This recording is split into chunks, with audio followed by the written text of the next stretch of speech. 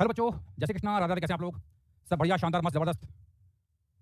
ठीक है, चलिए चलिए चलिए, good good good good good good. ठीक है, राधे राधे राधे राधे। हाय शर्मन, अभिलाष, उत्कर्ष, भव्य, तनिष्क, आदित्य, नमन, जय, समीर, शांतनु, दीपक, गुड, बहुत सही बहुत सही। चलिए, कुछ होमवर्क मैंने आपको दिया था, आई होप आप लोगों ने कर लिया होगा। उसको एक बार डिस्कस कर लेते हैं।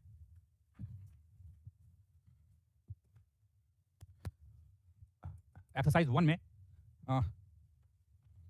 आई थिंक कहाँ से करना था डिस्कशन?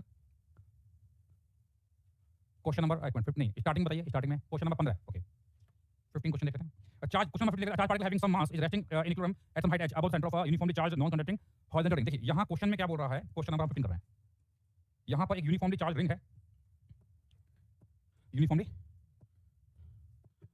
चार्ज रिंग है, और इसके ऊपर यहाँ पर एक पार्टिकल रेस्ट पर इक्विलिब्रियम है। क्यों इक्विलिब्रियम है? mg फोर्स यहाँ इस पर नीचे लगेगा और इसके कारण ऊपर की तरफ एक इलेक्ट्रिक फोर्स लगेगा, जो इलेक्ट्रिक फील्ड की तरफ है ना। ये तो क्वेश्चन क्या बोल रहा है, the force of gravity down equilibrium of particle will be stable और अनस्टेबल। चेक करने का तरीका होता है कि अगर पार्टिकल को हम थोड़ा सा रिफ्रेश करते हैं, अगर पार्टिकल वापस वहीं आ जाता है तो स्टेबल होगा, और वापस ना आके दूर चला जाएगा तो अनस्टेबल होगा। ठीक है, तो यहाँ पर पार्टिकल यहाँ पर इक्विलिब्रियम में है, अभी तो mg और QE बराबर है, और इसके कारण इलेक्ट्रिक फील्ड का ग्राफ तो है ऐसा कुछ आता है, याद है ना? ग्राफ कुछ प्रकार आता है, और यहाँ पर आपका वैल्यू होती है इलेक्ट्रिक फील्ड मैक्सिमम, और ये होता है आपका x बराबर r/√2। अगर मैं ऊपर पॉइंट ले रहा हूँ, इलेक्ट्रिक यहाँ पर लिया, यानी आपका जो हाइट है अगर r/√2 से ज्यादा है, ऊपर पॉइंट लेते हैं, तो यहाँ पर है तो इसके करस्पॉन्डिंग इलेक्ट्रिक फील्ड यहाँ कहीं आएगी, और इस पार्टिकल को अगर इस पॉइंट से अगर मैं ऊपर ले जाऊंगा तो देखिए ऊपर जाने पर इलेक्ट्रिक फील्ड की वैल्यू क्या हो रही है? कम हो रही है। इलेक्ट्रिक फील्ड की वैल्यू क्या हो रही है? कम हो रही है। इलेक्ट्रिक फील्ड की वैल्यू कम हो रही है तो ऊपर जो फोर्स लगा था QE वो क्या हो जाएगा? कम हो जाएगा। भाई मैं इस पार्टिकल को यहाँ से ऊपर ले गया तो mg तो उतना ही है, mg उतना है, और इसको उठा के ऊपर ले गए तो QE ऊपर फोर्स कम हो जाएगा। तो मतलब क्या होगा? mg उतना ही है, ऊपर फोर्स कम, नेट फोर्स नीचे आएगा, और नेट फोर्स नीचे आएगा तो पार्टिकल वापस से कहाँ आएगा? अपनी मीन पोजीशन पर आएगा। तो बताइए इक्विलिब्रियम कैसी हो जाएगी? इक्विलिब्रियम हो जाएगी आपकी स्टेबल। कब? जब आपका h ग्रेटर देन r/√2 है, तो इक्विलिब्रियम पार्टिकल भी स्टेबल कब होगी? जब h ग्रेटर देन r/2। समझ आ गया भाई? ये हो गया। क्वेश्चन नंबर 14 देख लेते हैं। 14 क्या बोल रहा है? इक्विलेटरल ट्रायंगल है of side L having 3 point charges Q, Q and 2, Q ठीक है, सेंट्रोइड और ठीक है, सेंटर ठीक है। Component of electric field due to configuration in z direction at 0,0,L। हमें निकालना है कंपोनेंट अलोंग z डायरेक्शन, है ना? z डायरेक्शन में निकालना है। पॉइंट है, पॉइंट कहां पर है आपका? z एक्सिस पर पॉइंट लिया हुआ है।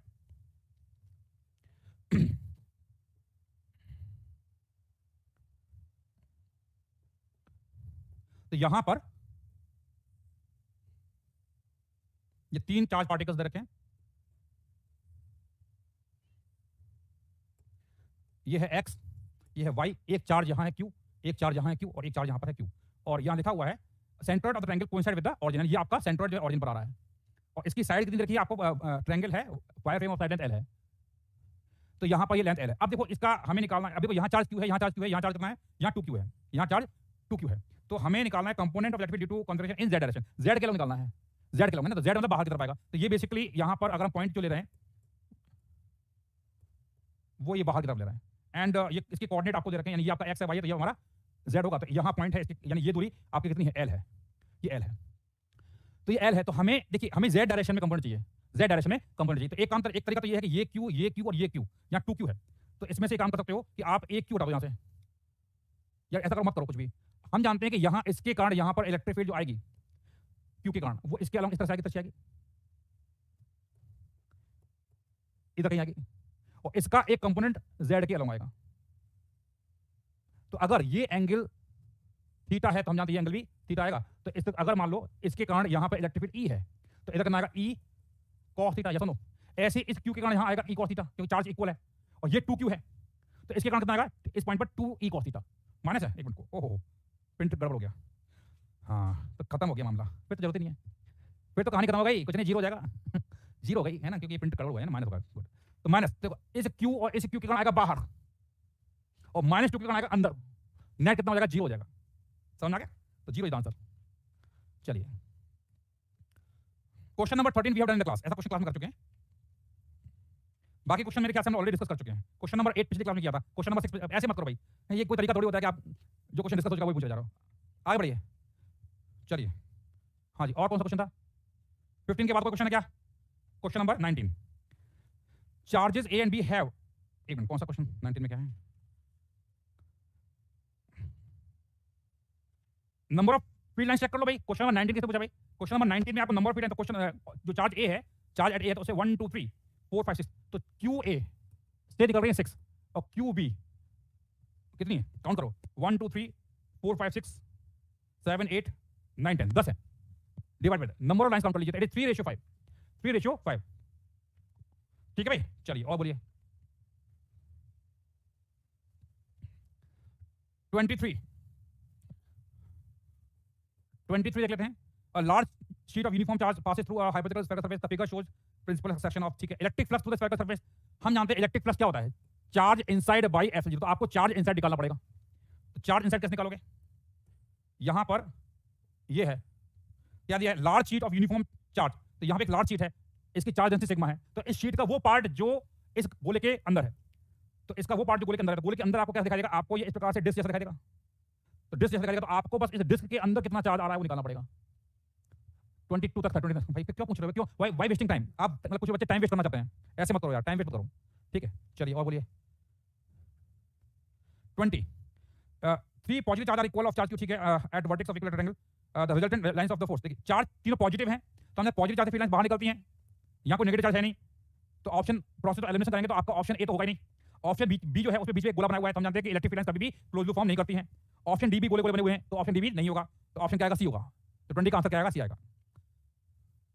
Thank you.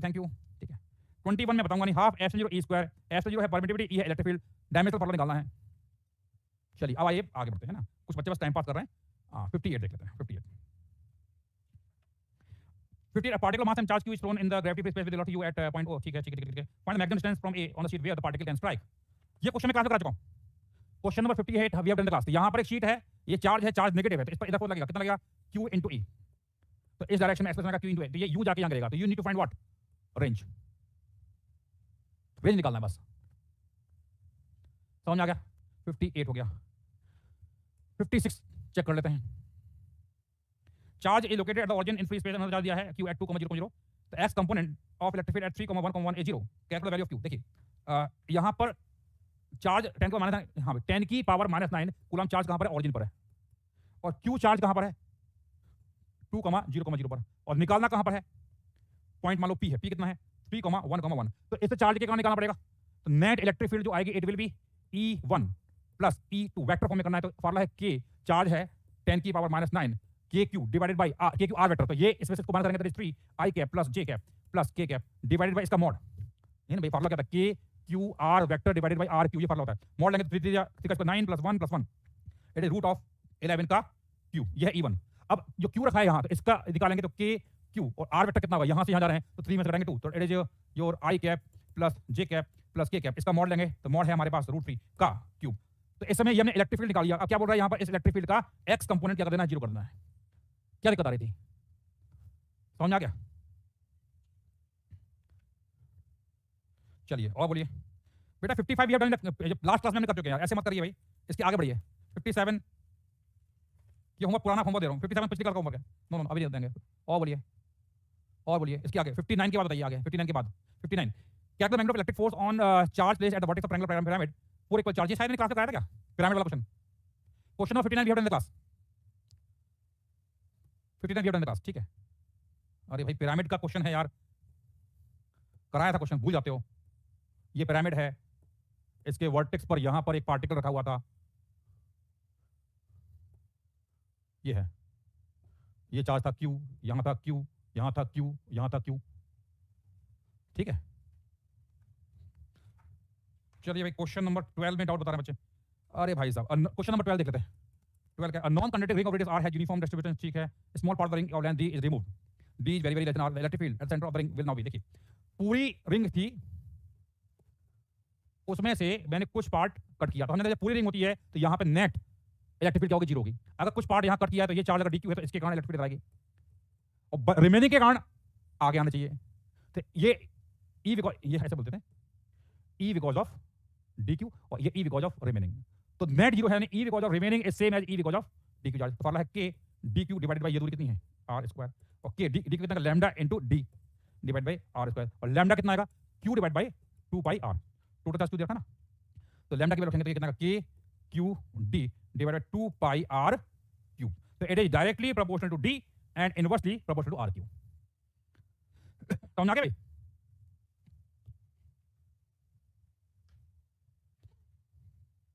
चलिए और क्या था,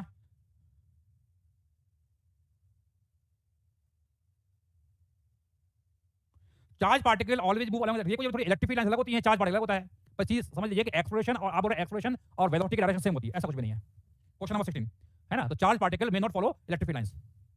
चलिए हो गया, डन डन डन।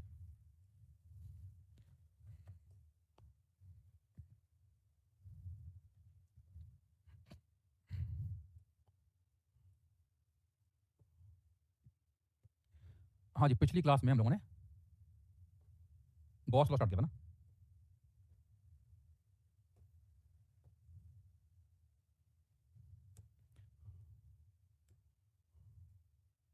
एक क्वेश्चन किया था हम लोगों ने, ठीक है ठीक है, चलो।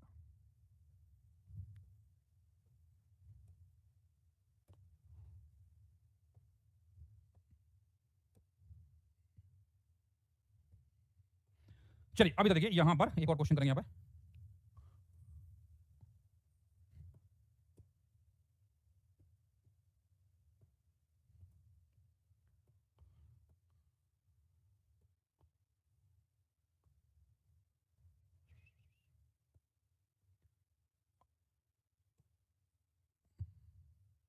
यहां पर एक क्यूब है और इस क्यूब के ऊपर इस सरफेस पर, ऊपर वाला सरफेस, इस पे एक चार्ज रखा है क्यू, कैपिटल क्यू सरफेस पर है, ठीक है भाई।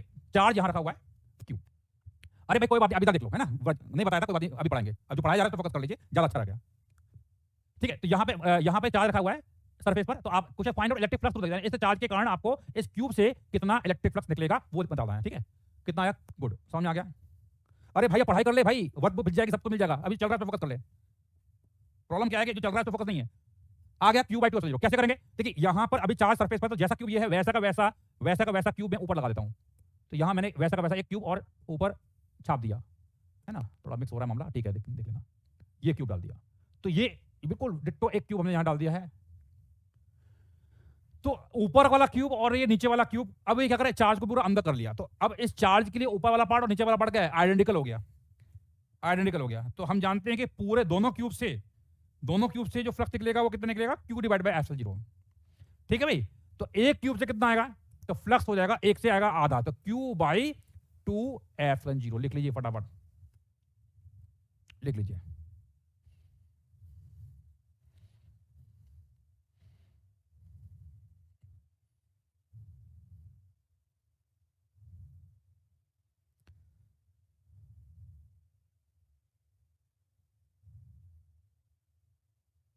समझ में आ गया भाई, डन।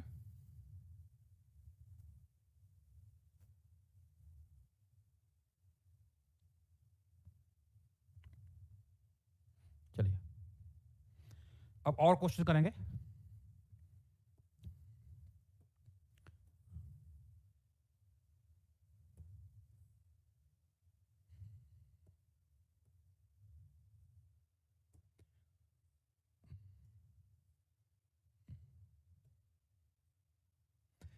यहां पर अब चार्ज ये यहां रखा, इस सरफेस पर रखा हुआ है, इस कॉर्नर पर रखा हुआ है, यहां पे इस एज पर रखा हुआ है, चार्ज मान लो क्यू है।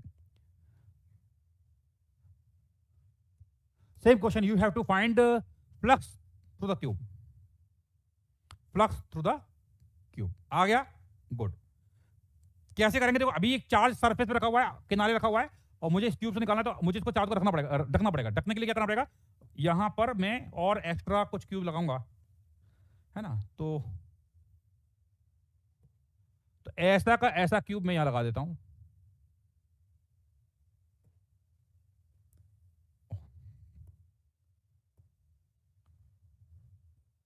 एक मिनट,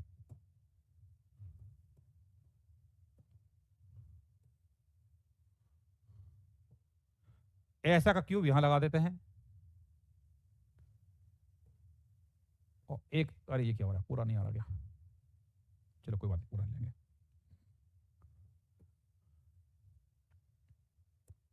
और ऐसा का ऐसा पूरा यहां पे लगा देते हैं। तो अब देखिए यहां पे ये वाला हटाना पड़ेगा, ये केवल चार्ज यहां पर है। अब ध्यान से देखिए, चार्ज क्यू कहां गया, एग्जैक्टली बीच में आ गया, ठीक है भाई, एग्जैक्टली कहां गया, बीच में आ गया। तो देखो अब 1 2 3 4, अब ये जो चार क्यूब हैं उनकी एग्जैक्टली बीच में है, तो इन चारों क्यूब से निकलेगा क्यू बाई एस जीरो। तो एक के हिस्से कितना आएगा, क्यू बाई फोर। समझ में आ गया, तो flux will be Q by four epsilon zero. ये है, लिख लीजिए। तो बेसिकली हम कर क्या रहे हैं, चार्ज को अंदर ले जा रहे हैं and we are using symmetry, है ना, सिमेट्री को हम यहां पे यूज कर रहे हैं, ठीक है, लिख लीजिए। डन, चलिए।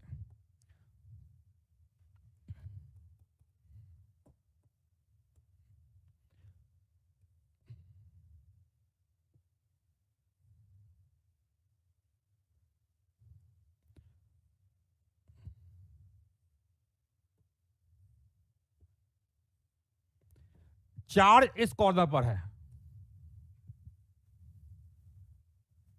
चार्ज इस कॉर्नर पर। अब बताइए कितना आएगा answer. Perfect, thank you Kartik, thank you. Cube by good 8, समझ आ गया। तो बेसिकली अब इस चार्ज को इंसर्ट बनाते मुझे 8 क्यूब रखने पड़ेंगे, मुझे क्या करना पड़ेगा, 8 क्यूब यहां पर रखने पड़ेंगे।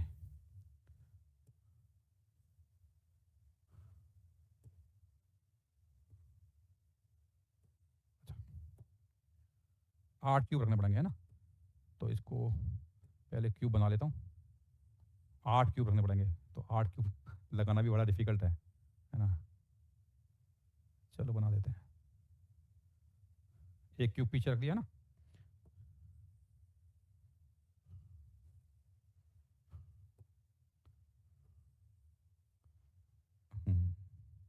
ये सही है। हाँ।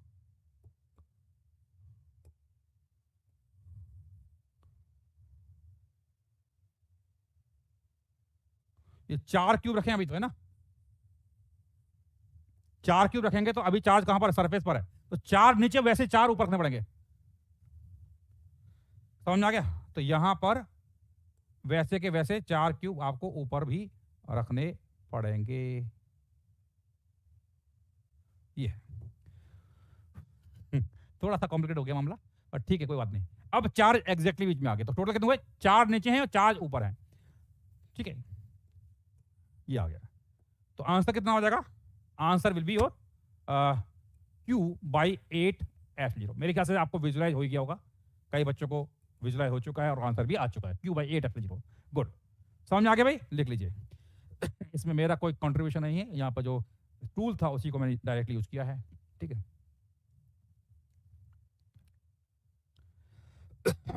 लिख लीजिए।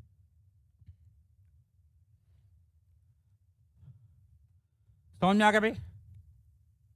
सर ये एक्स्ट्रा क्यूब क्यों बना रहे हो, हमें चार्ज को अंदर लाना है, तभी मैं सिमेट्री लगा पाऊंगा। तो यहाँ पे 8 क्यूब हैं, तो उन 8 क्यूब के चार्ज कहाँ एग्जैक्टली बीच में आ रहा है, इसलिए मुझे यहां पर इस प्रकार से करना पड़ रहा है, ठीक है। चलिए एक और क्वेश्चन करेंगे यहां पे। देखिए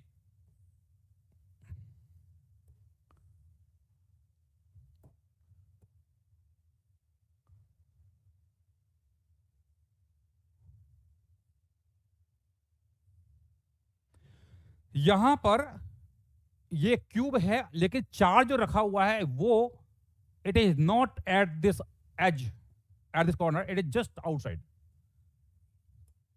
चार्ज क्यूब जो है बहुत जस्ट आउटसाइड है, और जो ये दूरी है डेल्टा है, it is delta is very small, very very small, बहुत छोटा है। मतलब डेल्टा को आप टेंडिंग टू जीरो बोल सकते हो, but it is not zero. Tending to zero है but it is not zero, ठीक है। तो ये है, तो यहां चार्ज जो है जस्ट आउटसाइड है, और आउटसाइड है तो यहां मैं बोल रहा हूं ऊपर इस तरफ ये पॉइंट जो है ए है, बी सी डी है, और नीचे वाला ये है ई, और ये एफ है, और ये जी है, और ये एच है। तो आपको निकालना है, चार्ज बिल्कुल बाहर है, जस्ट आउटसाइड है, तो इस चार्ज के कारण इस क्यूब से निकलने वाला बताइए नेट फ्लक्स कितना होगा, नेट फ्लक्स कितना है। परफेक्ट, जीरो होगा। क्यों, क्योंकि चार्ज क्यूब के बाहर है, चार्ज कहां है, क्यूब के बाहर है, इसलिए नेट फ्लक्स तो जीरो होगा। लेकिन ध्यान रखना, चार्ज बाहर है, लेकिन यहां पे फील्ड लाइंस तो जारी होंगी, तो जितनी फील्ड लाइंस एंटर करेंगे उतनी फील्ड लाइंस बाहर भी निकलेंगी। तो अब क्वेश्चन मेरा ये है, आपको निकालना है फाइंड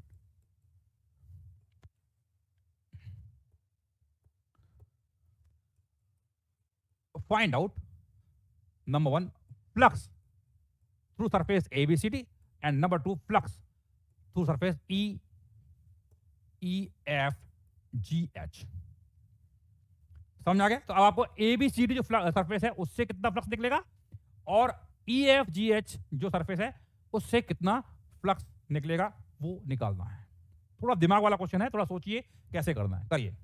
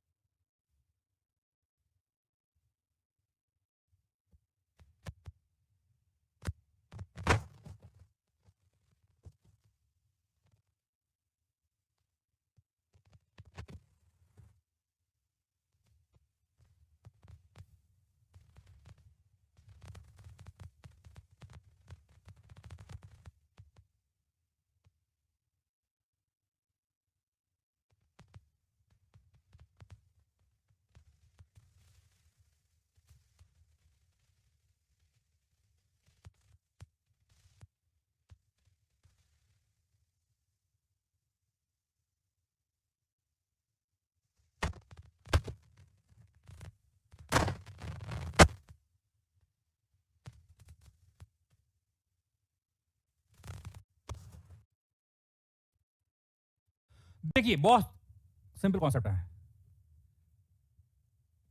अच्छा, इससे पहले ये वाला क्वेश्चन हमने आने वाला नहीं कराया था, इसी का ही एक और पार्ट कराना था, बट कोई बात नहीं, दोबारा कोई दिक्कत नहीं। देखिए बेसिकली समझिए, अगर ये यहां डेल्टा जो है it is tending to zero, delta जो है टेंडिंग टू जीरो है, समझना। अगर यहां पर ये चार्ज एग्जैक्टली यहां होता क्यू, तो अगर चार्ज यहां होता तो इस चार्ज के कारण इस क्यूब से कितना फ्लक्स निकलता? पूरे क्यूब से क्यू बाई 8 अभी निकाल चुका है, पिछला क्वेश्चन किया था क्यू बाई 8। अच्छा, अब हम जानते हैं कि यहां से क्यू बाई 8 जाएगा, अच्छी बात है, अगर चार्ज एग्जैक्टली पॉइंट ए पर होता तो, है ना। लेकिन अब अगर मुझे निकालना है ई एफ जी एच जो नीचे वाला सरफेस है उससे कितना फ्लक्स निकलेगा अगर चार्ज एग्जैक्टली यहां होता तो इससे कितना निकलेगा? तो देखिए इस चार्ज यहां पर है, इस पूरे क्यूब से निकल रहा है क्यू बाई 8। तो अगर ध्यान से देखिए यहां पर जो ये ए बी सी डी है, ये वाला सरफेस, ये वाला, अगर चार्ज एग्जैक्टली इस पॉइंट पर है तो इससे फील्ड लाइंस क्यों निकल जाएंगी? तो क्या field line surface A B C D को कट कर रही हैं? कट नहीं कर रही हैं।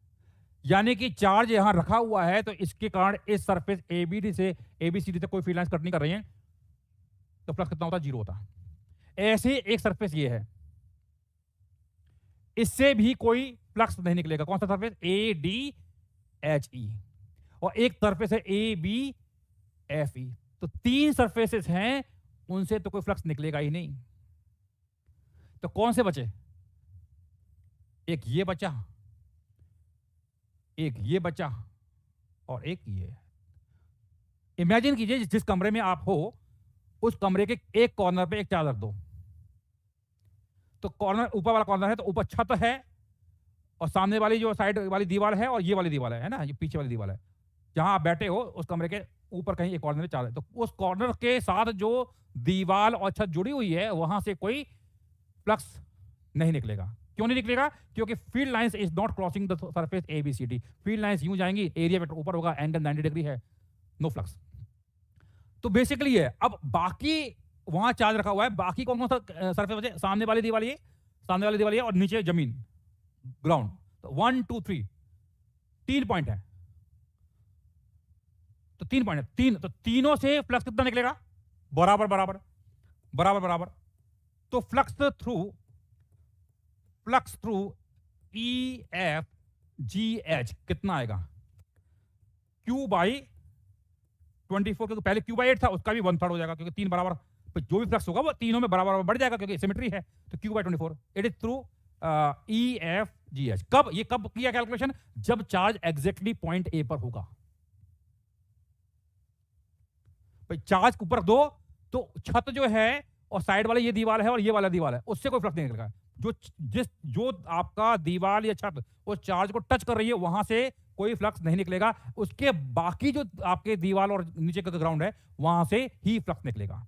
एक बार मैं दोबारा बता देता हूं, समझ लीजिए। अगर चार्ज जो है यहां पर है, क्यू पर है, तो मैं बोल रहा हूं कि इस ए बी सी डी जो दीवार है ऊपर वाला छत है उससे कोई फ्लक्स नहीं निकलेगा। क्यों? क्योंकि यहां से फील्ड लाइंस जो होंगी वो इस क्या कहते हैं ए बी सी डी के पैरेलल जाएंगी। एंड यहां पर इसका एरिया वेक्टर जो होगा वो ऊपर होगा। इलेक्ट्रिक फील्ड लाइंस ये है, एंगल हुआ 90 डिग्री। हम जानते हैं कोई फील्ड लाइंस क्रॉस नहीं कर रही है, तो ए बी सी डी से कोई फ्लक्स नहीं निकलेगा। समझ में आ गया? सिमिलरली अगर मैं कहता हूं यहां पर ए डी एच ई, तो यहां से भी कोई फ्लक्स नहीं निकलेगा, तो फील्ड लाइंस जो होंगी वो क्या होंगी? They will be parallel to surface A D H ई।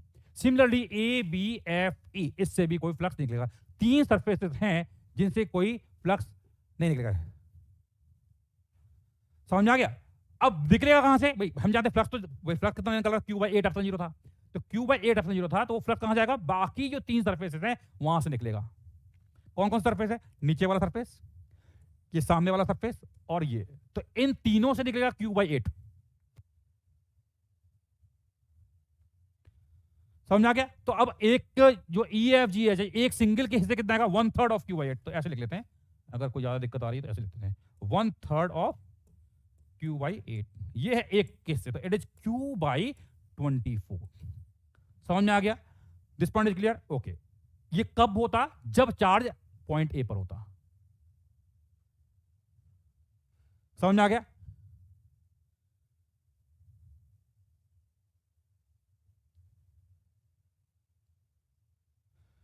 अब अगर मैं कहता चार्ज यहां ना होके यहां है, बाहर है, जस्ट बाहर है, जस्ट कहां है? बाहर है। देखो जैसे ही जस्ट बाहर जाएगा, अब यहां से फील्ड लाइंस एंटर करेंगी, फील्ड लाइंस एंटर करेंगी। अब फील्ड लाइंस कहां एंटर करेंगे? ए बी सी डी से एंटर करेंगी, ए बी एफ ई से भी एंटर करेंगे, ए डी एच ई से भी एंटर करेंगे। तीनों से एंटर कर रही हैं, यहां एंटर करेंगे और निकलेगी कहां से? तीनों से। समझो, इमेजिन करो आप जिस कमरे में हैं,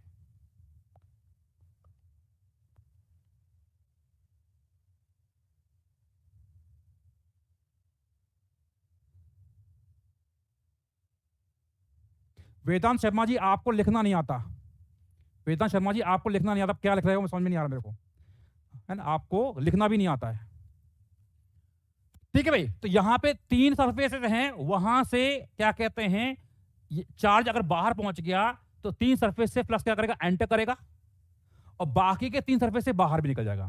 थोड़ा सा कॉन्सेप्ट जो है 3D में जा रहा है, ध्यान रखना। तो तीन से एंटर कर रहा है और तीन से बाहर निकल, नेट जो है वो 0 हो रहा है। नेट कितना हो रहा है? नेट क्या हो रहा है? 0 हो रहा है। वेदांत शर्मा जी आप ऐसा करते हैं, आप मेरी क्लास छोड़ सकते हैं, you can leave my class, फालतू के क्वेश्चन मत कीजिए, ठीक है? You can leave my class, कोई दिक्कत वाली बात नहीं है ना? मार्केट बहुत बड़ा है, जहां आपको समझ में आए वहां कर लीजिए, ठीक है? यहां से फ्लक्स एंटर कर रहा है और दूसरा निकल, समझिए। देखिए अगर जस्ट आउटसाइड है, जस्ट सरफ ए पर था तो तीन सरफेस से कोई फ्लक्स नहीं था, जस्ट आउटसाइड है तो जितना फ्लक्स एंटर करेगा उतना निकलेगा, क्योंकि नेट फ्लक्स कितना है? 0। नेट फ्लक्स कितना है? 0। समझ आया? तो नेट फ्लक्स 0 है, तो देखो ध्यान रखना, ये डेल्टा बहुत छोटा है, डेल्टा बहुत छोटा है, तो अगर थोड़ा भी बाहर कर दिया जाए तो नंबर ऑफ फील्ड लाइंस जो क्या कहते हैं ई एफ जी एच, नीचे वाला सरफेस से निकल रही थी, और जब थोड़ा बाहर कर देंगे तो भी उतनी निकलेंगी, तो भी उतनी ही निकलेंगी, ठीक है? तो बेसिकली क्या है कि अगर मैं बाहर कर दूंगा तो भी ई एफ जी एच से फ्लक्स तो इतना ही निकलेगा, Q/24 अप्रोक्सीमेटली। और हम जानते हैं कि जब बाहर करेंगे तो नेट फ्लक्स जो है वो Q से था 0, यानी जितना एंटर करेगा उतना बाहर निकलेगा, जितना एंटर करेगा उतना बाहर निकलेगा। बाहर कितना निकल रहा था? Q/24 एक से, दूसरे से भी Q/24, तीसरे से भी। तो बेसिकली क्या है कि यहां पर चार्ज को बाहर रख दिया, तो आपको बताना कि ए बी सी डी में कितना एंटर करेगा।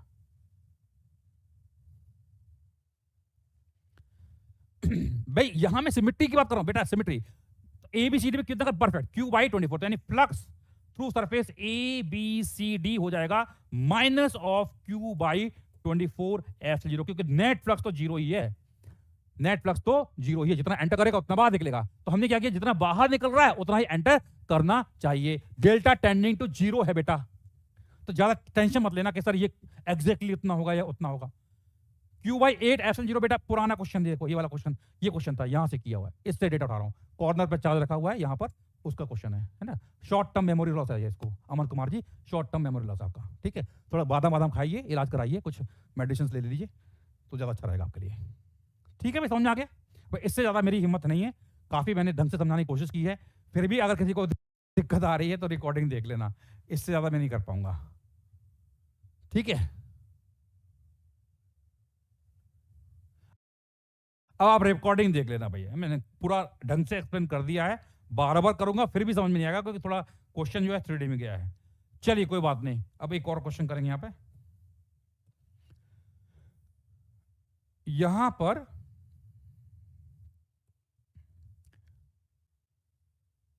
एक हेमिस्फीयर है, इसके सेंटर पर एक चार्ज क्यू रखा हुआ है। Find out electric flux through the hemisphere. Hemisphere से कितना, अरे भाई लेट ज्वाइन किया था, देखो ये महान लोग होते हैं, लेट ज्वाइन किया था, हम जब ज्वाइन करेंगे तब क्या कहते हैं, आप एक्सप्लेन करिए, क्या बात है, वाह, मैंने लेट ज्वाइन किया था इसलिए आप मुझे दोबारा बताइए, है ना, मैंने 2,500 रुपए दिए हुए हैं आप लोगों को, है ना, तो मुझे तो हक बनता है पूरा। बाकी लोग तो बेवकूफ है जो स्टार्टिंग से क्लास अटेंड कर रहे हैं, है ना, इतना टाइम वेस्ट करवा देते हो। आ गया, गुड। तो हम जानते हैं कि यहां पर क्या करेंगे, यहां पर जैसा गोला इधर है वैसा ही गोला यहां लगा देंगे तो ये कंप्लीट गोला हो जाएगा, कंप्लीट हेमिस्फीयर बन जाएगा, कंप्लीट स्फीयर बन जाएगा, सॉरी। तो पूरे से निकलेगा क्यू बाई एफ जीरो, तो आधे से कितना निकलेगा, तो फ्लक्स हो जाएगा क्यू डिवाइडेड बाई 2f0। समझ में आ गया भाई, लिख लीजिए। सिंसियरिटी बहुत जरूरी है भाई, ड्रॉपर हो आप लोग यार, 12th में या ड्रॉपर में जो भी हो, लिख लीजिए।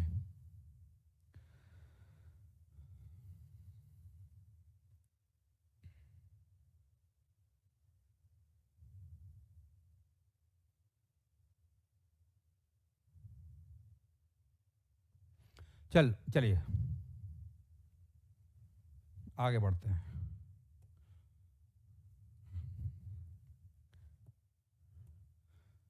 यहां पर I have a ring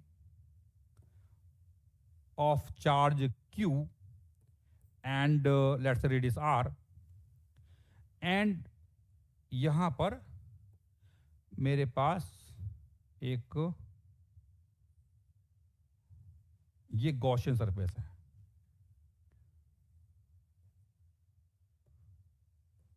और इसकी रेडियस है R/2, एंड ये रिंग जो है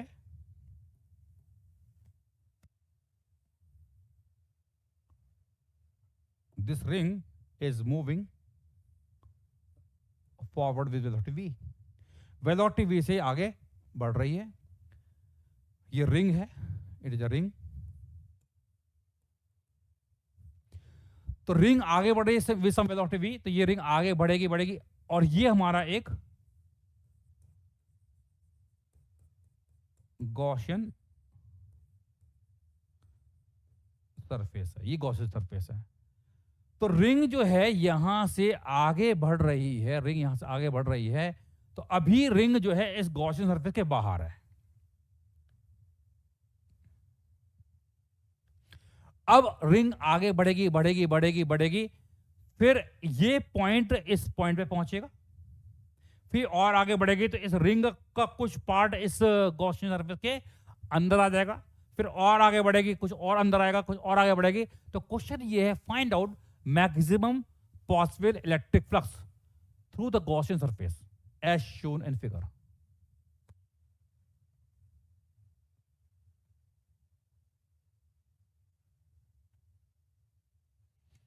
वेदांत शर्मा जी, आप इस क्वेश्चन का आंसर बता दीजिए, ठीक है, फालतू की बातें मत करो, इतने बड़े तीरंदाज हो, इस क्वेश्चन का आंसर बता दो, आपका रिफंड मैं करूंगा, चिंता मत कीजिए। इस क्वेश्चन का आंसर बताओ।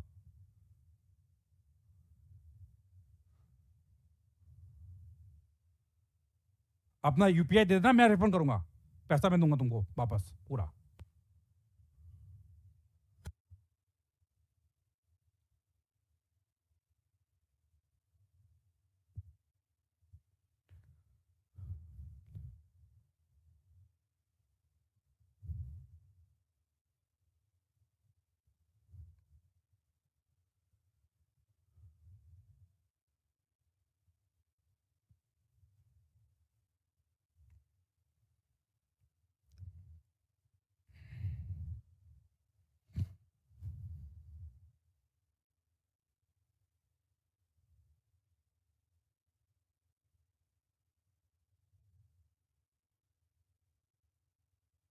चलिए कोई बात नहीं, लिव इट, है ना।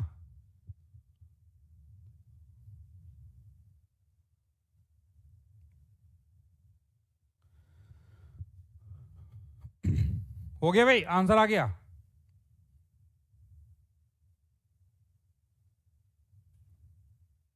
भाग गया, भाग गया, नहीं पता पाया, नहीं पाया।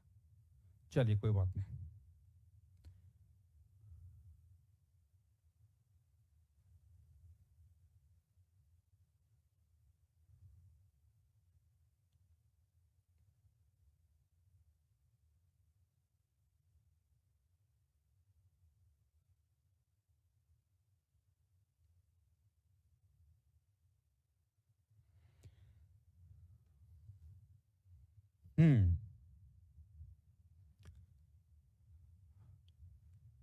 चलिए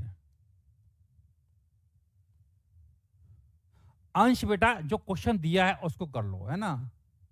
जो क्वेश्चन दिया है उसको कर लीजिए।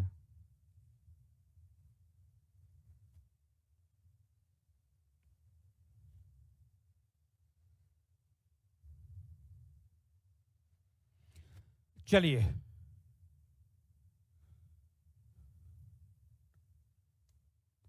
डायग्राम बेस्ड क्वेश्चन में सिमेट्री बनानी पड़ती है, हाँ जी बिल्कुल बनानी पड़ती है। ठीक है, इस क्वेश्चन पे आंसर निकाल लीजिए, इसका आंसर निकाल लीजिए। गायब हो गया लड़का, गायब हो गया। चलिए अब मैं बताता हूँ इसका आंसर, है ना। चलो अच्छा है, बच गए मेरे पैसे, थैंक गॉड। चलो देखिए, ये जो आपका रिंग है ये आगे मूव कर रही है, ये रिंग है, तो रिंग आगे मूव कर रही है, समझना। Can be selected, no, okay okay, इसको ऊपर ले जाता हूं।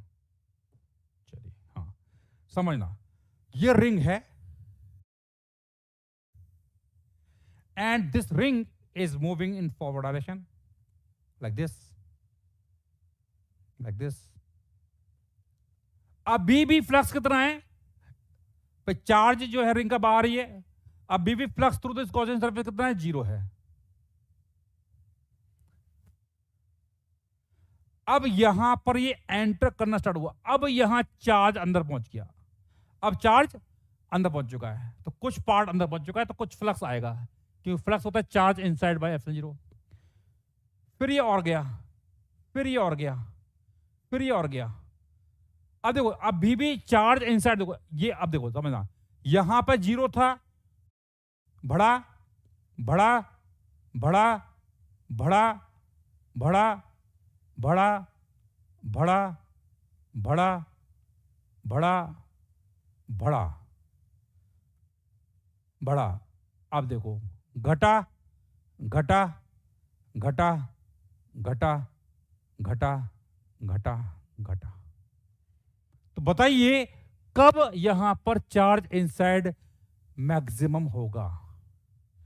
बिल्कुल perfect, when touching it along the diameter. क्या बात है, ऐसे बच्चे होते हैं, मजा आ गया। Thank you Anshu, thank you thank you, क्या बात है, परफेक्ट। तो यानी कि जब ये डायमीटर को टच कर रहा होगा, in that case, in that case the charge will be maximum, यानी कि जब इसके अलोंग जा रहा होगा। तो basically I need to find what is charge inside at this position. समझ आ गया। तो ये है, तो कैसे निकालेंगे, ये इसका सेंटर है और ये इसका सेंटर है। तो देखिए हम जानते हैं कि ये सेंटर है, तो ये दूरी तो हमारी आर होगी ना, ये आर, ये भी कितनी होगी, आर होगी, और ये भी कितनी होगी, आर ही होगी। समझ में आ गया, ये आर होगी, तो ये आर है, ये आर है, ये आर है, तो यहां पर ये पूरा एंगल कितना है, ये इक्विलेटरल एंगल बन गया, तो ये एंगल कितना है, पाई बाई 3। तो basically I need to find what, charge inside, ये वाला चार्ज। तो पूरा रिंग का चार्ज था Q, तो इस वाले पार्ट का चार्ज, सारा खेल हुआ चार्ज इनसाइड का, Q इनसाइड निकालना है। तो कितना आएगा, lambda into arc length, lambda into arc length, और आर्क लेंथ कितना होगा, आर इंटू पाई बाई 3, ये सुनो, ये इसकी लंबाई ना, ये होगा। और लैम्डा कितना होगा, लैम्डा है Q divided by 2 pi R. Perfect, समझ में आ गया, ये फंडा है, ये फंडा है। तो यहां वैल्यू पुट कर दीजिए, तो चार्ज इनसाइड कितना आ रहा है, जस्ट पुट द वैल्यू, तो Q divided by 2 pi R into R, pi by 3, pi से पाई गया, आर से आर गया, it is Q divided by 6, that is your charge inside. समझ में आ गया। तो हमें निकालना था फ्लक्स, कितना आएगा, Q divided by 6 epsilon 0, that is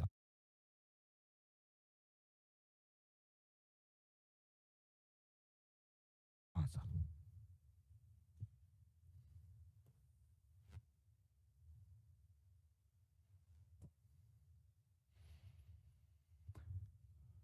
this point is clear, you need to visualize it, आपको थोड़ा विजुअलाइज करना पड़ेगा। When it is passing through this point and this point, charge inside will be maximum. अगर ये ring इधर ले जाऊंगा या उधर ले जाऊंगा, थोड़ा भी इधर ले जाइए उधर ले जाइए, तो चार्ज इनसाइड कम हो जाएगा।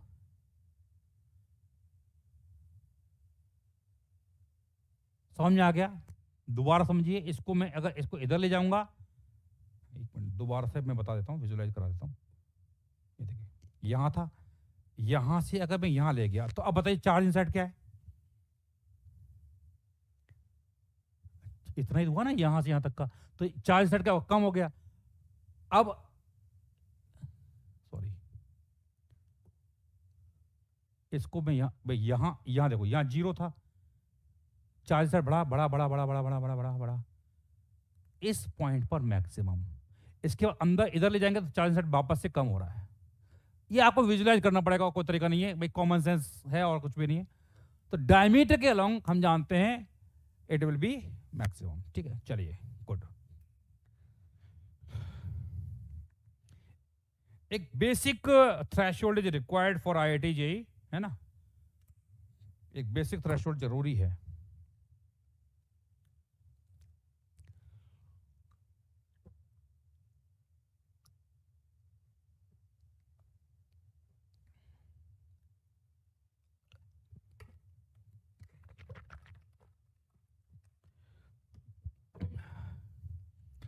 चलिए भाई, अब नेक्स्ट कॉन्सेप्ट है सॉलिड एंगल, समझते हैं व्हाट इज सॉलिड एंगल। देखिए यहां पर सॉलिड एंगल ये बोलता है कि अगर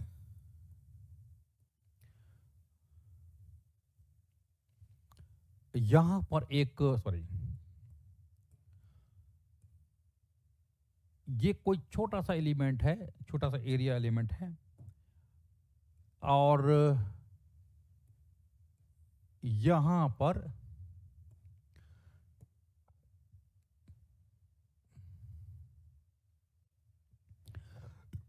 ये एरिया एलिमेंट है, it is making a angle 3D angle over this point, over this vertex O। तो इस एंगल को हम बोलते हैं डी ओमेगा, और इसका ये एरिया है, अगर मान लो DS बोल देते हैं, एरिया DS बोल देते हैं, DS बोलो या DA बोलो, एक ही बात है। और इसकी यहां से दूरी अगर R है, तो सॉलिड एंगल जो है it is defined as d omega बराबर होता है DS यानी एरिया डिवाइडेड बाय R²। ये आप ऑलरेडी पढ़ चुके हो, कहां पढ़ चुके हो,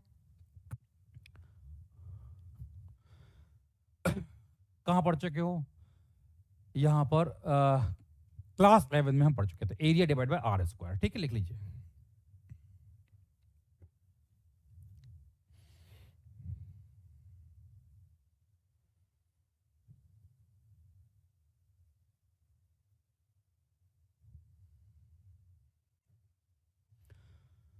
तो ds बाई आर स्क्वायर ऐसा होता है सॉलिड एंगल। तो बेसिकली यहां पर अगर मैं एक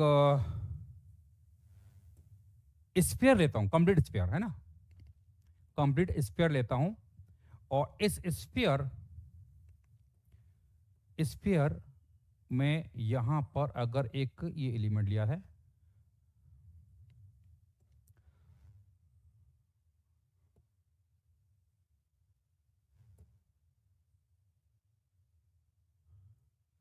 तो इस सेंटर अब देखो कंप्लीट एंटायर स्फीयर के कारण यहां पर सॉलिड एंगल कितना होगा वो निकालते हैं पहले, है ना।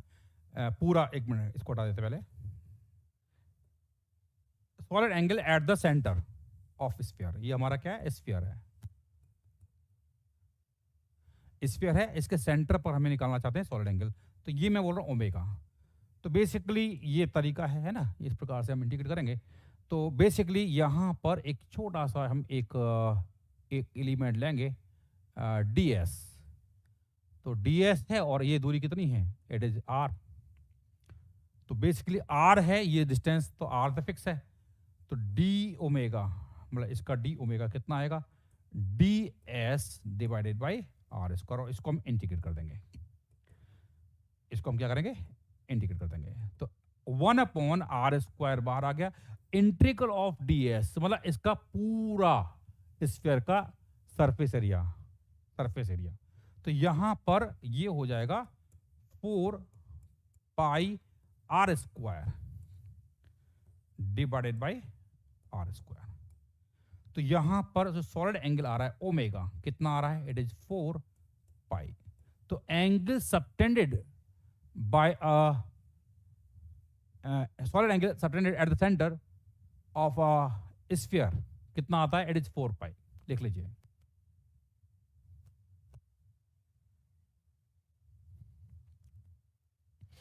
ठीक है, लिख लिया।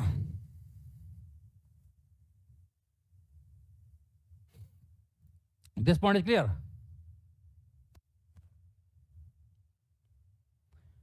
हाँ, इसको ओमेगा बोलते हैं, यस ओमेगा बोलते हैं। क्या बोलते हैं इसको, ओमेगा, ठीक है।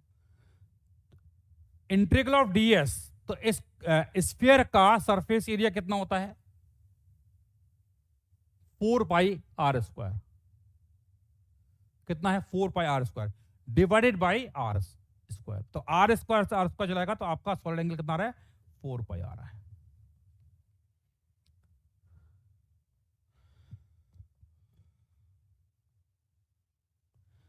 हाँ जी, वेदांत शर्मा जी, आप फालतू की बातें मत करो, यहां से निकल जाओ चुपचाप, otherwise I will block you, ठीक है।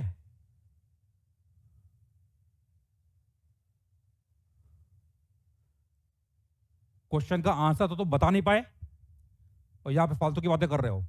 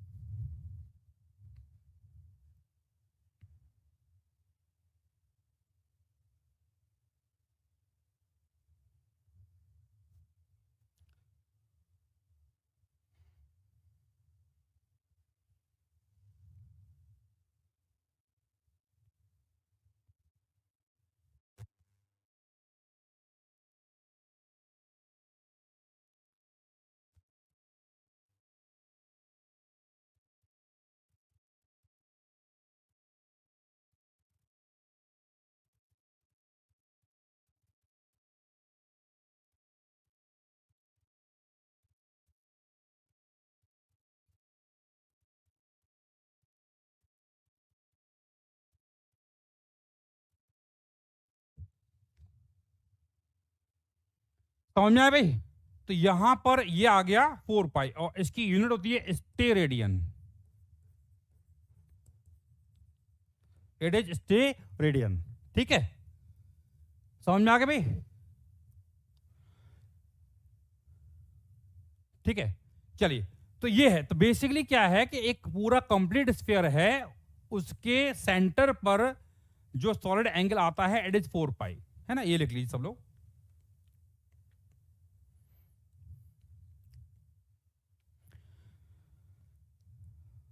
तो अब हम बात करेंगे कि यहां पर दोबारा से बता देता हूं, कुछ लोगों को दिक्कत आ रही है, फिर भी विजुलाइज इसमें कुछ करना नहीं है, मैथमेटिक्स है, नथिंग टू विजुलाइज। ये अगर रेडियस आर है, सेंटर पर सॉलिड एंगल निकालना है, तो ओमेगा होता है area divided by R square, S समझ लीजिए, है ना? तो यहां पर पूरा सरफेस का एरिया कितना आएगा?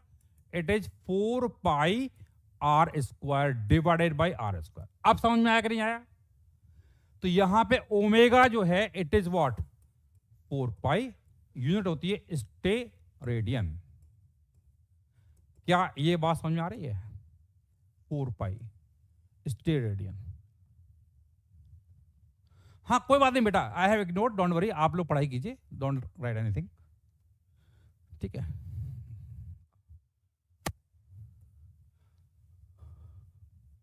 ठीक है, चलो। तो यहां पर आ गया, तो ओमेगा आ गया 4 पाई स्टे रेडियन। ठीक है, तो ये पूरा कंप्लीट स्फीयर का सेंटर पर सॉलिड एंगल आ गया। ठीक है, चलिए अब हम बात करेंगे यहां पर, अगर मैं यहां पर एक इतना पार्ट लेता हूं, यानी ये पार्ट ले रहे हैं, तो इसके कारण इसके सेंटर पर, यहां पर सेंटर पर अगर हम निकालना चाहते हैं, है ना, तो समझ में आ गया ना ये? तो अभी आ गया। तो अब इसको एक काम करते, दोबारा डायग्राम बना लेते, नहीं तो कंफ्यूजन हो जाएगा। ठीक है, देख लिया भाई? इतना समझ में आ गया भाई? इज इट क्लियर और नॉट? समझ में आ गया? ठीक है, आगे बढ़ते हैं। अब अगर मुझे यहां पर निकालना है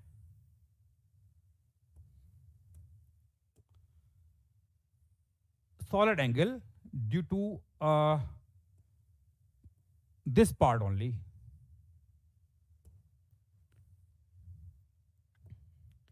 तो इस पार्ट केवल, यानी कि आपको इस पार्ट के कारण सॉलिड एंगल निकालना है। तो अगर ये एंगल थीटा है, तो इन दिस केस जो सॉलिड एंगल ओमेगा आता है, ये आता है 2 pi 1 minus cos theta. 2 pi 1 minus cos theta. ठीक है भाई? तो ये आ गया 2 पाई 1 माइनस कॉस थीटा। अब देखिए, इसमें अगर हमें निकालना है, भाई ये फॉर्मूला है, मतलब इस कोण का जो बेस है, उसके द्वारा कोण के वर्टेक्स पर जो सॉलिड एंगल आता है वो कितना है? 2 पाई 1 माइनस कॉस थीटा। समझ में आ गया भाई? This point clear? ठीक है, तो ओमेगा आ गया 2 पाई 1 माइनस कॉस थीटा। ठीक है, this point clear? Done done done. तो अब यहां पर अगर हमें यहां पर निकालना है, ये फॉर्मूला लिखा है, इसको वेरीफाई कर सकते हैं। वेरीफाई कैसे करेंगे? देखिए, अगर मैं यहां पर पूरे स्फीयर की बात करता हूं, यानी कि ये पॉइंट अगर मैं यहां से, भाई ये आपका इतना पार्ट था, इसको उठा के मैं अगर यहां ले जाऊंगा, इसको उठा के यहां ले जाऊंगा, तो ये पूरा क्या बन जाएगा? स्फीयर बन जाएगा। समझ में आ गया? ये पूरा स्फीयर बन जाएगा। तो यहां पर ये पूरा स्फीयर बन जाएगा, और स्फीयर बनेगा तो यहां एंगल थीटा कितना हो जाएगा? पाई। कितना हो जाएगा? पाई, है ना भाई? ये पूरा स्फीयर बन जाएगा। तो अगर मैं थीटा पाई रख दूंगा, तो कॉस पाई कितना होता है? -1। कितना होता है? -1। तो 1 माइनस ऑफ -1 कितना हुआ? 2। तो कितना आ रहा है? 4 पाई। समझ में आ गया? 4 पाई समझ में आ गया? तो बेसिकली क्या है कि आपका कंप्लीट स्फीयर का आंसर आता है 4 पाई, वो इस पे वेरीफाई हो गया। ठीक है, तो ये आपको याद रखना है। तो ये क्या है? ओमेगा बराबर है 2 पाई 1 माइनस कॉस थीटा। ये है angle made by the base of cone, solid angle made by the base of the cone at the vertex, तो हेड डालिए ऊपर, solid angle made by the base of a cone at its vertex.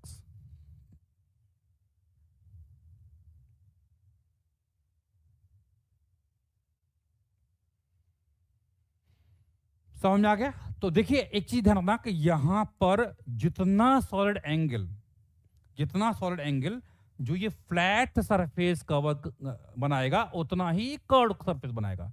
तो solid angle तो same ही आएगा ना, जो angle यहां आएगा वही एंगल यहां आएगा। Solid angle is going to be same, लिख लीजिए।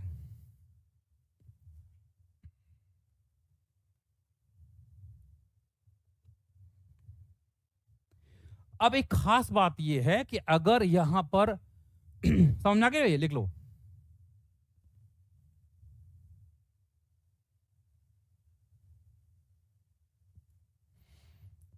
ठीक है। तो ये फॉर्मूला बस याद रखना आपको, मतलब इसका डेरिवेशन में हम ज्यादा नहीं पढ़ेंगे, बस इसी दफा याद रखना है कि ये ओमेगा है 2 पाई 1 माइनस कॉस थीटा। इसको मैंने वेरीफाई कर लिया है, अगर थीटा को हम पाई कर देंगे तो थीटा पाई करेंगे तो ये हमारा 4 पाई बन जाएगा, नहीं पूरा कंप्लीट स्फीयर बन जाएगा, ठीक है। बस you just have to remember this formula, that's it, है ना। इसकी जो एप्लीकेशन है वो इंपॉर्टेंट है।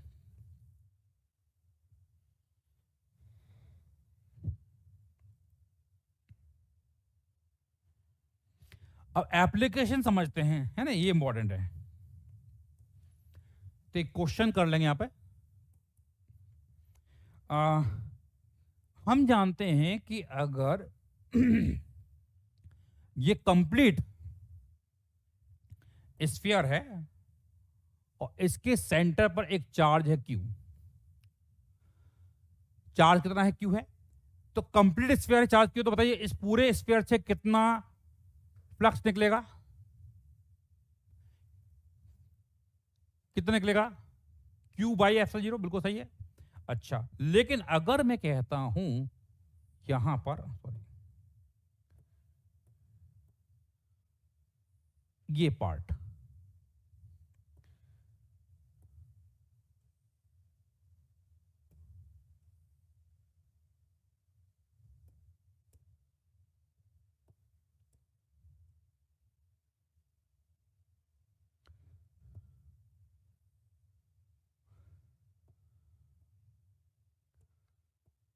और ये एंगल थीटा है, तो पूरे स्फीयर से कितना आ रहा है, Q बाई एप्सिलॉन 0, है ना। और अगर मुझे इस पार्ट से, यानी इस सरफेस से बोलो या इस कर्व सरफेस से बोलो, बात एक ही है, कितना फ्लक्स निकलेगा। तो हम जानते हैं फ्लक्स क्या होता है, it is number of field lines crossing the given area, यानी कि यहां इससे फ्लक्स जो है, यानी फील्ड लाइन ऐसे बाहर निकल रही होंगी, तो हमें इसके थ्रू कितना फ्लक्स निकलेगा वो निकालना है ना, हमें निकालना है फ्लक्स। तो बेसिकली क्या कर रहे हैं, क्वेश्चन की फॉर्म ले लीजिए,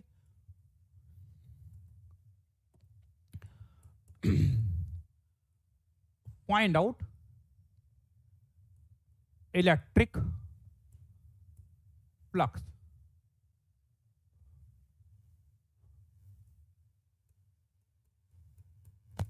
passing through the ring as shown। तो इस रिंग से कितना फ्लक्स होगा वो निकालना है, रिंग से कितना फ्लक्स निकलेगा वो निकालना है। तो कैसे निकालेंगे समझते हैं। देखिए ये जो रिंग है, इट इज ये जो रिंग है it is a part of the complete sphere, समझ में आ गया। तो ये है part of the complete sphere. तो बताइए पूरे स्फीयर से कितना फ्लक्स निकला था, 4 पाई, सॉरी Q बाई एप्सिलॉन 0। तो अगर पूरा स्फीयर रहते हैं तो उसका एंगल कितना है, तो 4 पाई अगर आपका सॉलिड एंगल है उससे फ्लक्स निकला Q बाई एप्सिलॉन 0। और अगर मैं यहां बोलता हूं कि ये पार्ट है, इसका एंगल मान लो ओमेगा है, तो 4 पाई से निकला। तो अगर मान लो सॉलिड एंगल आपका केवल 1 होता तो 1 से कितना निकलता flux? Q divided by 4 pi F 0। तो यहां ओमेगा है, तो ओमेगा अगर सॉलिड एंगल है तो करस्पॉन्डिंग फ्लक्स कितना आएगा? Q divided by 4 pi F 0 into omega. समझ में आ गया? ये आ गया। तो यहां पर ये निकाल लिया हमने फॉर्मूला। तो आपका फ्लक्स का फॉर्मूला आ गया Q divided by 4 pi F 0 into omega. हम ऑलरेडी जानते हैं, it is 2 pi 1 minus cos theta. Pi से पाई गया, ये गया, तो यहां से आपका फॉर्मूला जो डिराइव हो रहा है वो हो जाएगा फाई बराबर Q, यहां बचेगा क्या? 2f0 1 minus cos theta. ये अपना रिजल्ट आ गया, लिख लीजिए भाई।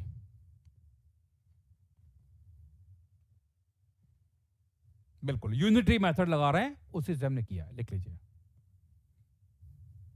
हाँ, ये रिजल्ट जो है आपको याद रखना है, क्वेश्चन करेंगे तो चीज समझ आ जाएगी। लिख लीजिए।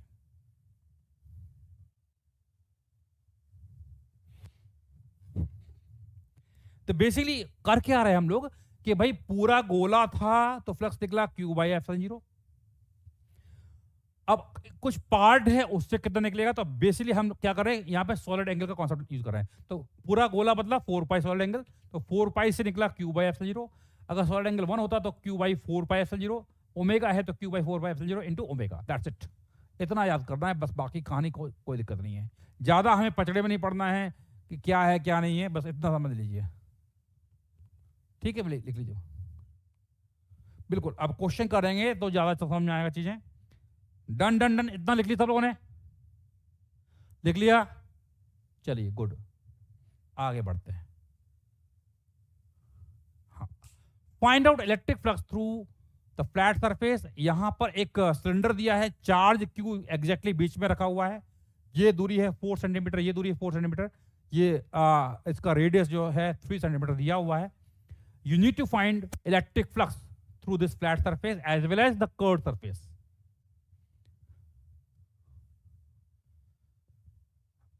कर सकते हैं बेटा? करी।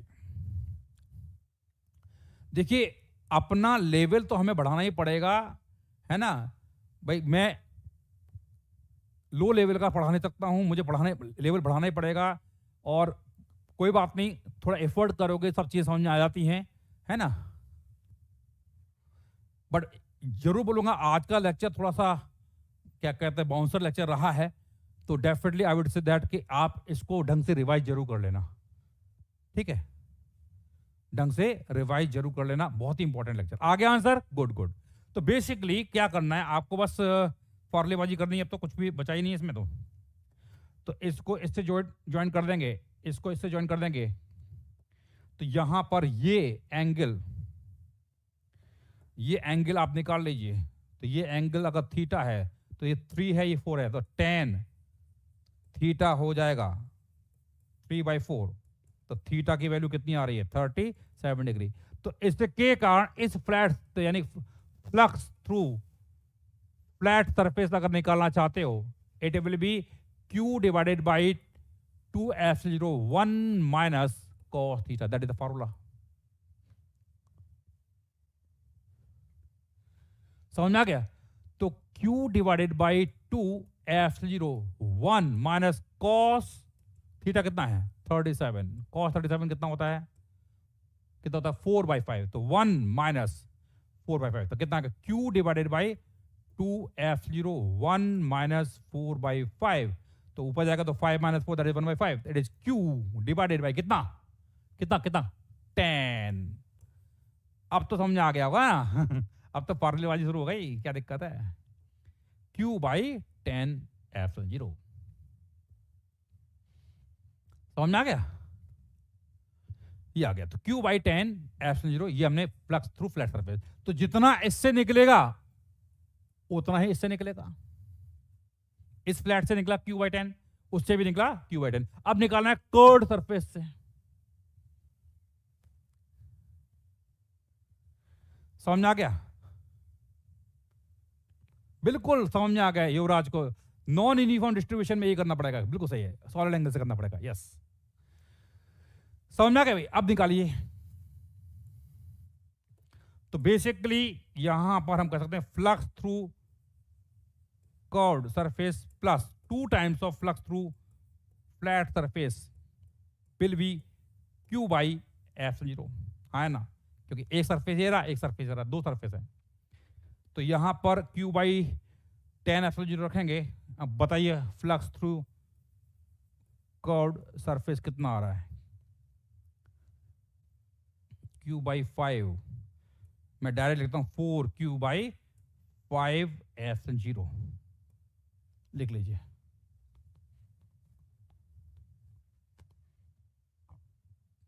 ठीक है भाई? थीटा जो है आधा एंगल होता है। देखो मैंने जो डिराइव किया था, मैंने बोला था वहां पे हाफ एंगल है। थीटा क्या है? Half angle. देखिए theta is half angle, half angle of the cone, लिख लेना। समझ में आ गया भाई? लिख लीजिए 4/5 times of Q divide bye F0, लिख लीजिए।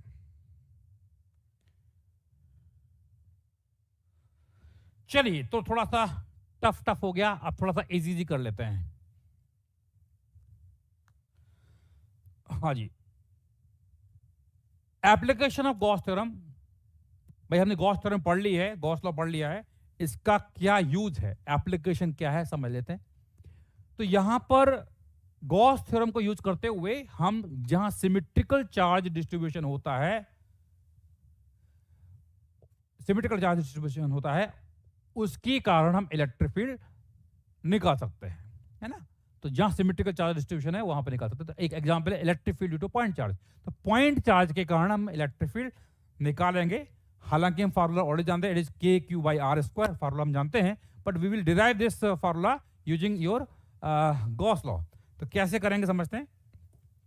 देखिए हम जानते हैं कि अगर यहां पर एक पॉइंट चार्ज Q है, मान लेते हैं कि मुझे कुछ नहीं मालूम है, आई डोंट नो एनीथिंग, मुझे कुछ नहीं मालूम है कि इलेक्ट्रिक फील्ड क्या होती है एंड ऑल, बट इतना जरूर है कि एक चार्ज रखा है, पॉइंट चार्ज। तो पॉइंट चार्ज से अगर मैं यहां R डिस्टेंस पर इधर जाता हूं, या R डिस्टेंस इधर जाता हूं, या R डिस्टेंस ऊपर जाता हूं, या R डिस्टेंस में नीचे जाता हूं, या R डिस्टेंस में इधर जाता हूं, तो क्या मैं ये बोल सकता हूं कि बाई सिमेट्री, अगर मैं हर पॉइंट चार्ज से R डिस्टेंस कहीं पे भी जाऊं, तो by symmetry in her point पर इलेक्ट्रिक फील्ड का मैग्नीट्यूड विल बी सेम। इतना तो हम बोल सकते हैं, इलेक्ट्रिक फील्ड का मैग्नीट्यूड क्या होगा? सेम होगा, है ना? इलेक्ट्रिक फील्ड का मैग्नीट्यूड सेम होगा। तो इलेक्ट्रिक फील्ड का मैग्नीट्यूड सेम होगा। एक मिनट, तो यहां पर हम क्या करेंगे, मुझे मालूम है R दूरी पर यहां और हमें यह भी मालूम है कि इलेक्ट्रिक फील्ड लाइन जो होती हैं चार्ज के कारण बाहर की तरफ होती है, पॉजिटिव चार्ज के कारण बाहर होती है। इतना हमें मालूम है, इतना हमें बेसिक आइडिया है कि electric field line away from it होगी। तो बेसिकली यहां पर हम एक गॉसियन सरफेस लेंगे। तो गॉसियन सरफेस कैसे लिया जाएगा? तो मैं गॉसियन सरफेस यहां पर इस प्रकार से ले रहा हूं।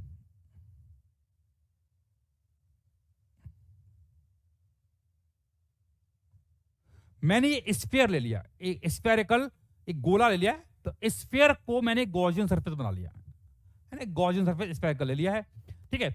और हम जानते हैं कि यहां पर इलेक्ट्रिक फील्ड लाइंस जो हैं बाहर की तरफ होंगी, तो यहां बाहर की तरफ होंगी। तो मैंने एक गॉसियन सरफेस लिया है, तो अब इस पर मैं लगाऊंगा गॉस थ्योरम। गॉस थ्योरम क्या होती है? इंटीग्रल ऑफ E.ds बराबर होता है Q इनसाइड बाई F0। तो इस गॉसियन सरफेस जो लिया है, इसके अंदर चार्ज कितना है? इट इज Q, तो Q डिवाइडेड बाई F0 हो जाएगा। इतना समझ में आ गया। अब मुझे इंटीग्रल ऑफ E.ds करना है, तो मैं एक काम करता हूं, यहां पर छोटा सा सरफेस लेता हूं, और यहां पर ये छोटा सरफेस है, ये इसका एरिया वेक्टर है ds। ds किधर आएगा? बाहर की तरफ आएगा। और इस पॉइंट पर हम जानते हैं इलेक्ट्रिक फील्ड भी किधर है? बाहर की तरफ है। तो E भी बाहर है, ds भी बाहर है, तो E भी बाहर है, ds भी बाहर है। अगेन अगर मैं यहां पर एलिमेंट लेता तो भी इसका एरिया वेक्टर बाहर की तरफ होगा और यहां पर इलेक्ट्रिक फील्ड भी बाहर की तरफ होगी। तो ध्यान से देखिए, चाहे कहीं भी ले लीजिए, हर पॉइंट पर आपका जो ds है और इलेक्ट्रिक फील्ड है वो एक ही डायरेक्शन में है। इसका मतलब क्या हुआ? यहां पर angle between E and ds will be what? 0। तो it is integral of E dot ds होगा E ds cos 0। E ds cos 0 that is equal to Q divided by F0। ठीक है। अच्छा जी, अब E को हम क्या करेंगे? बाहर निकालेंगे। E को बाहर क्यों निकालेंगे? क्योंकि यहां हम जानते हैं कि R दूरी ये है, R दूरी ये है। तो by symmetry I can say that कि इस सरफेस के हर पॉइंट पर इलेक्ट्रिक फील्ड का मैग्नीट्यूड विल बी सेम। समझ में आ गया? हर पॉइंट पर इलेक्ट्रिक फील्ड का मैग्नीट्यूड विल बी सेम। तो इलेक्ट्रिक फील्ड का मैग्नीट्यूड सेम है तो मैं E को इसको इंटीग्रेशन से बाहर निकालूंगा, अंदर क्या बचेगा? इंटीग्रल ऑफ ds बराबर Q डिवाइडेड बाय F0। अब इंटीग्रल ds यानी ds यानी सारे ds को हम क्या करेंगे? ऐड करेंगे तो ये हो जाएगा E इंटू 4 पाई r स्क्वायर। इंटीग्रल ds क्या होगा? टोटल सरफेस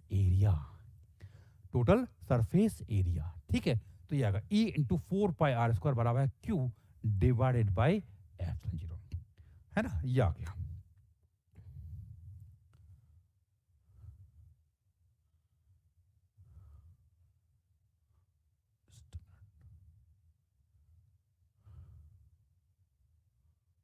हाँ जी, तो ये आ गया। तो Q बाई F0, तो इसको इधर ले जाइए तो E की वैल्यू आएगी Q डिवाइडेड बाई 4 पाई, यहां पर F0 भी है और R स्क्वायर है, तो 1/4 पाई F0 कितना था? K। तो K Q divided by R square, ये है इलेक्ट्रिक फील्ड। क्या ये बात समझ में आ रही है? This point is clear? Good. तो ये है, तो बेसिकली ये हमने पॉइंट चार्ज के कारण जो इलेक्ट्रिक फील्ड है उसको डिराइव कर लिया। ठीक है, बेसिक कॉन्सेप्ट था, समझ लिया। तो बेसिकली यहां पर समझते हैं, पहला काम ये है कि ये कॉन्सेप्ट हम कब लगा पाएंगे? When there is a symmetry होना जरूरी है। सिमेट्री थी तो मैंने सिमेट्री से क्या किया? आर दूरी यहां गए, आर यहां गए, आर यहां गए। इस आर दूरी पर हर पॉइंट पर इलेक्ट्रिक फील्ड क्या होगी? सेम होगी। तो ऐसे कितने पॉइंट होंगे? इनफाइनाइट पॉइंट होंगे जिस पर इलेक्ट्रिक फील्ड सेम होगी। वो किस पे लाई करेंगे? It will lie on the sphere. समझ में आ गया? This point is clear? ये तो E आ गया, तो KQ by R square. Please note it down.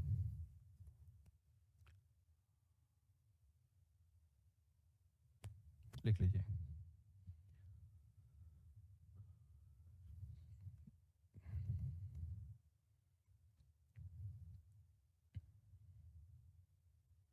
तो यहां पर जो ये गॉसियन सरफेस है, ये हमारा क्या है? गॉसियन सरफेस है and it has to be spherical. Sorry, Gaussian surface कैसा होगा? स्फेरिकल ही होगा।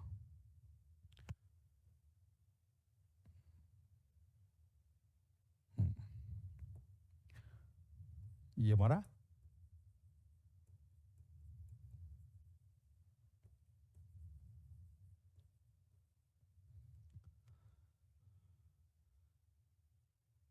E डॉट ds होगा E ds cos theta. Theta कितना है? एंगल बिटवीन E और ds कितना है? 0 है।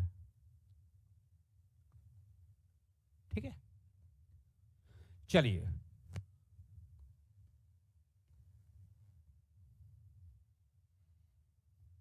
ठीक है,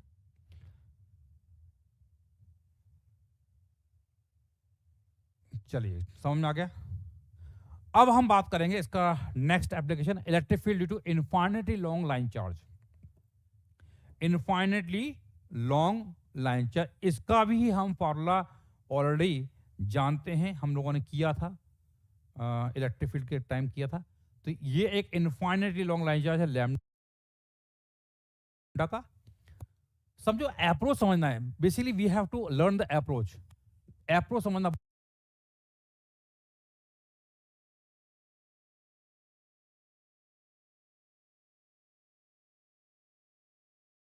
बहुत जरूरी है ना। तो यहाँ समय हो चुका क्या? समय हो चुका क्या? ओके ओके, समय हो चुका है, तो कोई बात नहीं, अगली क्लास में हम कंटिन्यू करेंगे, ठीक है। अभी आज के लिए कोई होमवर्क नहीं है ना, आज के लिए होमवर्क नहीं है, अगली क्लास में कुछ